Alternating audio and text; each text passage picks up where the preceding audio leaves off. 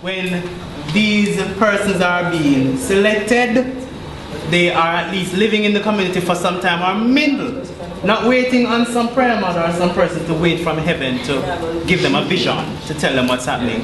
So those formulations, it need to be addressed in terms of, because the church, to be honest with you, play a lot in the society. They're not pray for me, you know? But in terms of praying alone for me don't help. Praying for me alone and telling me that put on my pot and God will send food not really going to help, right? So I believe that we need to train these leaders who are going to these communities, because the majority are not living in the communities, so they don't know how to respond to these different behavior, norms, stereotypes. So them just segregate themselves, send a few officers to go in and do something, which when the officers come in, then themselves are being mirrored by the pastor or those in charge, and them not get no outcome. Stop viewing people as people need to be rescued and see them as a part of people. And stop indoctrinating, because some of these people, let's be frank, stop indoctrinating people. Because to be honest with you, every people, God has given us the right to choose. Regardless of persons, maybe religion or religious, I think people should, as pastors and religious background personnel, they need to teach from a point of person, integrity, instead of being religious. So I can teach you and say, ma'am, this is the way to treat your family without saying that God said, you know, and as a result of that, that pushes away people. Because when you indoctrinate people, you're actually telling people this is the right way or the only way, instead of dealing with me as a person to person and telling me God said, because God can speak to me. Come in a man. What Sean just said, I think he's speaking from what happened to him. He's angry that they read him up because he's doing socialism, but you cannot generalize every church, because there are lots of people in my church that do socialism and they weren't ready out. Yes, the pastors need to go out there and meet the community. They can't tell the people that they're not here to provide for them. They need to have a fund, yes. They need to have a church fund, like if a sister sick and she needs help, this can help her. What do people much of them offer? That's what the pastor it is not in my some of the churches, they lock out the community. Alright. Let's not drift from the topic. I want to get to take 10 if you keep on drifting. Alright, so we want to give somebody who has spoken as it to voice his concerns. We have a pastor in our midst. Listen, please. We want him to respond to this directly, because he was in my group as well. You have something to say, sir? Well, I am Minister Fritz. Bogus. Is Bogus or Bogus Christian? Right. I'm from Bogus Youth Club, which is in my ear, Bogus Crescent. But I'm from Bogus Youth Club. And Old Harbour. Old Harbour. In our Bogus Youth Club, I'm the only, well, two of us, Christian musicians. Really, when it comes to events or anything, I speak to my young people and let them know what is what and what is must be, and this is the channel. Furthermore, in our community, the church help a lot, because most of these guys that smoke the herb, I'm among them. If I don't go to work, I'm among them, sit with them, reason with them, talk with them. Sometimes they say to me, you're only pastor I really deal with it on the corner, down to the level, nitty-gritty level. But John and Fred, we are just reason and so forth. But the fact of the matter is that we try, as a minister of the gospel, I always try to see if I can get these young men. Right now, really and truly, we have summer class going on, and they come by the summer class, they play their part. Yes, they do come church.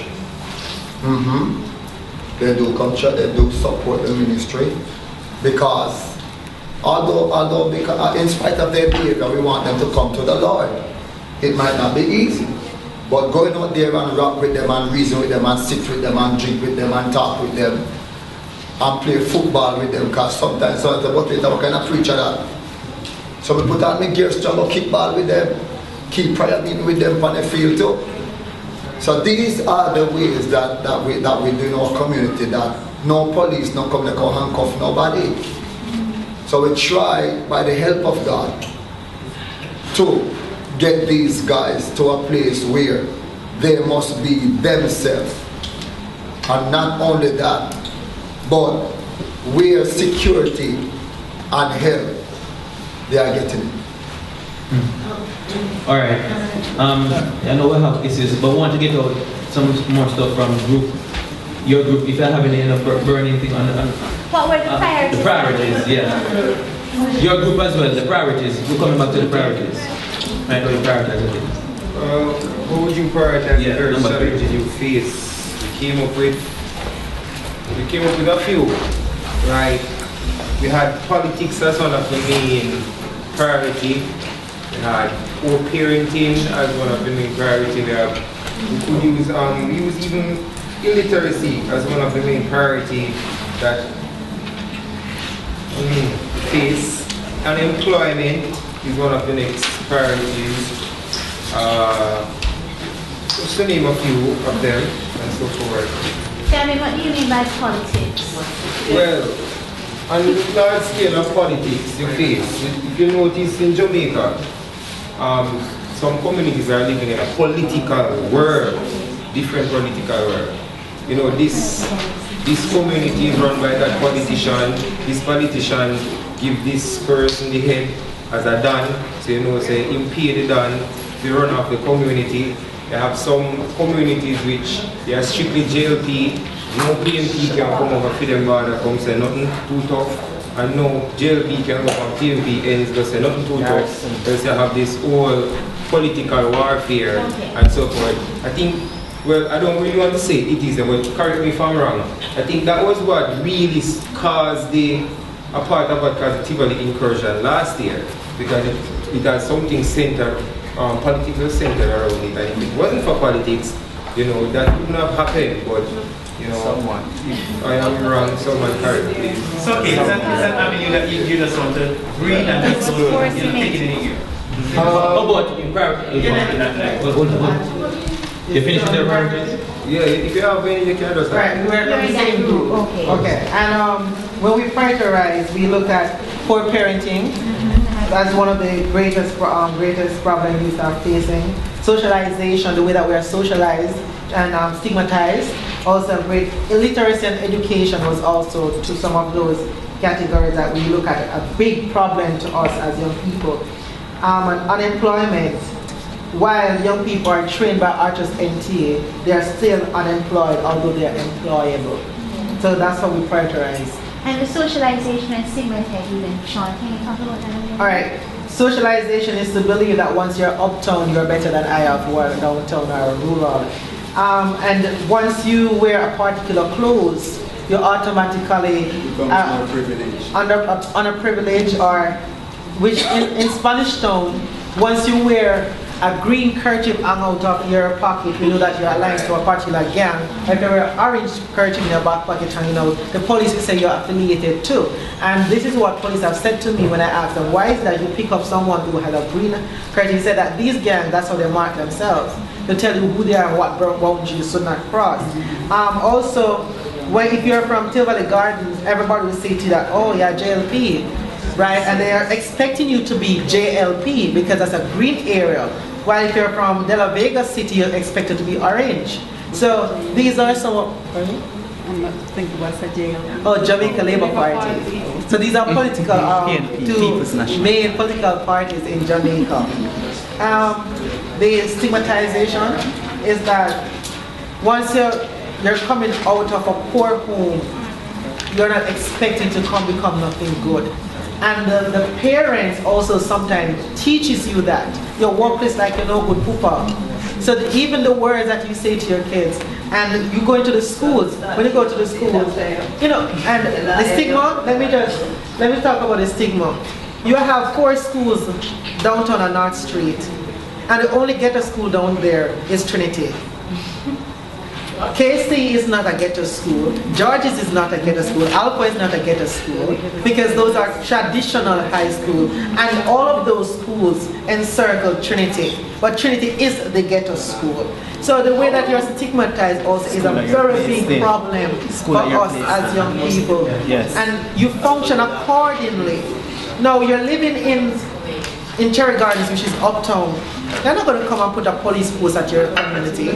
As a matter of fact, if you're going to do that, you have to write a letter stating that you're going to do it. Nobody asks Tivoli Gardens they want a police post put down there, although one time they're not down. So these things, and they treat you according to the geographical area that you're in. So that's what we talk about stigmatization. And with JPS, they charge you according to the geographical area.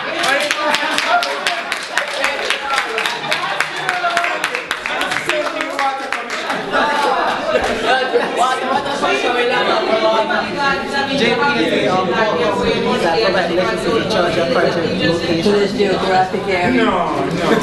It means that you live in Tivoli Gardens, you normally get like a $10,000. It's like $10,000. But you say, hold on.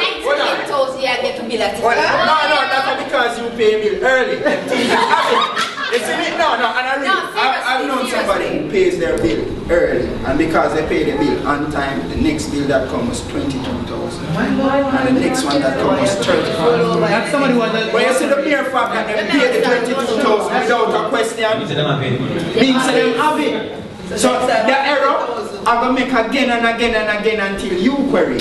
You understand? So if you are a person in the ghetto who pays early, them have the incentive to charge you more because they feel that you can afford it. Okay? Now in the upper sentence, it's naturally just a 40 grand. This is like a prepaid thing. It is, oh, you live here, it's a 40 grand, man. Oh yeah, say. You see me? It's a must. While on the floor, priorities. We're speaking priorities. How did you, your group, prioritize and put our challenges there? That's which number person? Number three, section 2. Section 2. How would Number 3, section 1. Okay. Prioritize. Yeah. Well, oh, this is group 5. I'm sorry, I'm Sheldon.